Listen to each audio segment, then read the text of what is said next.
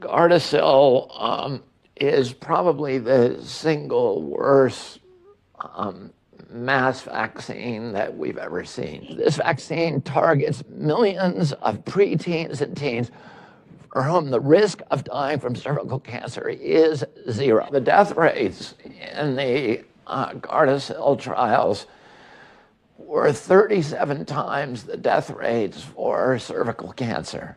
Children who take that vaccine, the Gardasil vaccine, are 37 times more likely to die from the vaccine than they are to die from cervical cancer. So the problem with Gardasil, like most vaccines, is it was never tested against a true placebo, an inert placebo. And CDC and HHS say, if you don't test it against a true placebo, it's not science. The entity that is actually performing the study and paying for the study is Merck.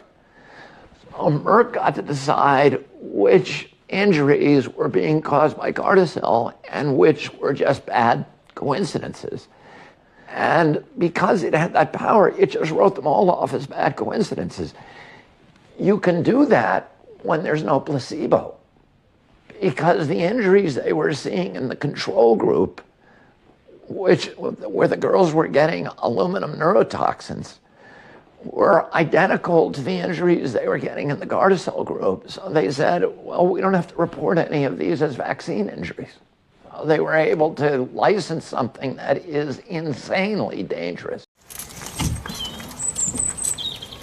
I'm Ginny Blesky, and this is my daughter Mia, who's 12. On the 21st of September last year, 2016, she had the first HPV vaccination at school. The following morning she woke up and she couldn't walk on her legs, she couldn't weight bear, her legs were shaky, and she had burning in either side of her spine all the way up her back. We took her to the doctors. They said take her home and give her some paracetamol and put her in the bath, she'll be fine, but she deteriorated by the afternoon, so we recalled the on-call doctor, who said just go straight to A&E.